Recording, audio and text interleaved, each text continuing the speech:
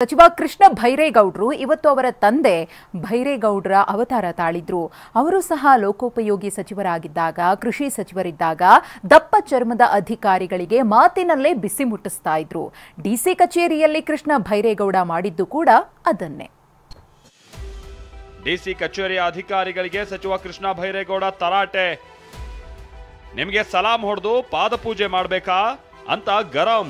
Bengaluru DC ಕಚೇರಿಯ ಅಧಿಕಾರಿಗಳಿಗೆ KBG ಹಿಗ್ಗಾಮುಗ್ಗಾ ಬಿಸಿ ಮುಟ್ಟಿಸಿದ್ರು. ಬೆಳಗ್ಗೆ 11:45 ಸುಮಾರಿಗೆ ಕೆಂಪೇಗೌಡ ರಸ್ತೆಯಲ್ಲಿರುವ ಡಿಸಿ ಕಚೇರಿಗೆ ಬರ್ತಾ ಇದ್ದ ಹಾಗೆ ಹಿರಿಯ ಅಧಿಕಾರಿಗಳೇ ಸಮಯಕ್ಕೆ ಸರಿಯಾಗಿ ಬಂದಿರಲಿಲ್ಲ.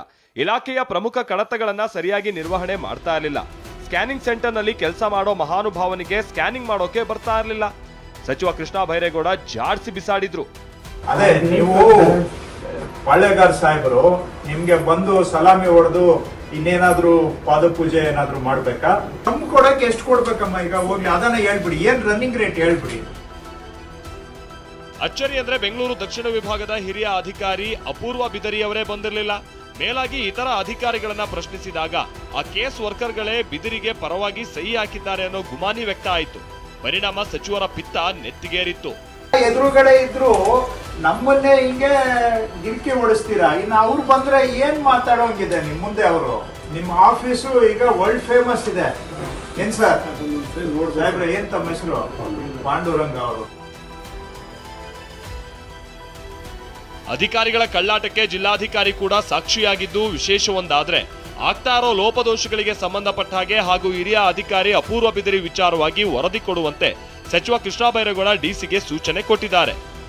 ಒಂದಿಷ್ಟು ಜನ ಹಾಜರಿರಲಿಲ್ಲ, CL ಅಂತ ಆಮೇಲೆ ಮಿನಿಸ್ಟರ್ ಬಂದ ನಂತರ ಬರೆದಿರೋದು ಕಂಡು ಬಂದಿದೆ. ಕೆಲವೊಂದಿಷ್ಟು ಸಾರ್ವಜನಿಕರು ಸಹ ಮಾನ್ಯ ಸಚಿವರಿಗೆ ಮನವಿಯನ್ನು ಕೊಟ್ಟಿದ್ದಾರೆ. ಒಂದು ಸಣ್ಣ ತನಿಖೆ ಮಾಡಿ ನನಗೆ ತಕ್ಷಣ ರಿಪೋರ್ಟ್ ಕೊಡಬೇಕಂತ ಮಾನ್ಯ ಸಚಿವರು ಸೂಚನೆ ಕೊಟ್ಟಿದ್ದಾರೆ. ಇಷ್ಟೆಲ್ಲ ಆಗ್ತಾ ಇದ್ರೆ ಅತ್ತ ಡಿಸಿ ಕಚೇರಿಗೆ ಬಂದ ಸಾರ್ವಜನಿಕರು ಕೂಡ ಅಧಿಕಾರಿಗಳ ವಿರುದ್ಧ ಗರಂ ಆಗಿದ್ರು. ಜನಸಾಮಾನ್ಯರಿಗೆ ಇಲ್ಲಿ ಮನ್ನಣೆನೇ ಇಲ್ಲ, ಕಾಸು ಕೊಟ್ರಷ್ಟೇ ಇಲ್ಲಿ ಕಜ್ಜಾಯ. ಹೀಗಾಗಿ ಡಿಸಿ ಕಚೇರಿಯೇ ಭ್ರಷ್ಟಾಚಾರದಿಂದ ಗಬ್ಬು ನಾರ್ತಾ ಇದೆ ಅಂತ ಕಿಡಿಕಾರಿದ್ರು. ಅವರು ಆಫೀಸಲ್ಲಿ 5 ಕೋಟಿ 10 ಕೋಟಿ ತಗೊಂಬಂದು ಇಲ್ಲಿಗೆ ಬರ್ತಾರೆ. ಸೆಂಟ್ರಲ್ ಇದು ಇಲ್ಲಿಗೆ ಹಾಕ್ಸ್ಕೊ ಬರ್ತಾರೆ. ಬೇಜಾನ್ ದುಡ್ಡು ಇದೆ ಬೆಂಗಳೂರಲ್ಲಿ. ಇವ್ರು ಏನು ಮಾಡ್ತಾರೆ, ಅದು ದುಡ್ಡು ಕೊಡ್ತಾರೆ. ಅವ್ರು 1 ವರ್ಷ ಹೆಂಗಾರ ಮಾಡ್ಕೊಳ್ಳಿ, 2 ವರ್ಷ ಇರ್ತಾರೆ, ಹೆಂಗಾರ ಮಾಡ್ಕೊಳ್ಳಿ, ಏನಾದ್ರು ಬೇಕಾದ್ರೆ ನಾವು ಬರಲ್ಲ ಅಂತಾರೆ. ಇನ್ನು ಕಂದಾಯ ಅಧಿಕಾರಿಗಳ ಕಳ್ಳಾಟದ ಬಗ್ಗೆ ಮಾತನಾಡಿರುವ ಸಚಿವ ಕೃಷ್ಣ ಭೈರೇಗೌಡ ಅಧಿಕಾರಿಗಳು ವರ್ತನೆ ಬದಲಾಯಿಸಿಕೊಳ್ಳಲೇಬೇಕು ಅಂತ ಖಡಕ್ ವಾರ್ನಿಂಗ್ ಕೊಟ್ರು. ಬಹಳ ವ್ಯಾಪಕವಾದಂಥ ದೂರುಗಳು ಇದ್ದಾವೆ. ಬ್ಯಾಂಗ್ಳೂರು ಸೌತ್ ನಾರ್ತ್ AC ಕಚೇರಿ ಮತ್ತು ಅಲ್ಲಿಯ ಅಧಿಕಾರಿಗಳ ಬಗ್ಗೆ, ಹಾಗೆ ತಾಲೂಕು ಆಫೀಸಲ್ಲಿ ನಡವಳಿಕೆಗಳ ಬಗ್ಗೆ ವ್ಯಾಪಕ ದೂರುಗಳು ಸತತವಾಗಿ ನನಗೆ ಎಲ್ಲಿ ಹೋದರೂ ಕೂಡ ಬರ್ತಾನೆ ಇರ್ತವೆ. ಸಾರ್ವಜನಿಕರಿಂದ, ಕಚೇರಿಗೆ ಹೋಗ್ತಕ್ಕಂಥ ಜನಗಳಿಂದ. ನಾನು ಕೂಡ ಅಲ್ಲಿ ಭೇಟಿ ಕೊಟ್ಟಿದ್ದೆ. ಜಿಲ್ಲಾಧಿಕಾರಿಗಳನ್ನ ಜೊತೆಗೆ ಇಟ್ಕೊಂಡು ನಾನು ಭೇಟಿ ಮಾಡಿದ್ದೆ. ಕೆಲವೆಲ್ಲ ಪಾಯಿಂಟ್ಸು ಜಿಲ್ಲಾಧಿಕಾರಿಗಳಿಗೆ ಹೇಳಿದ್ದೇನೆ.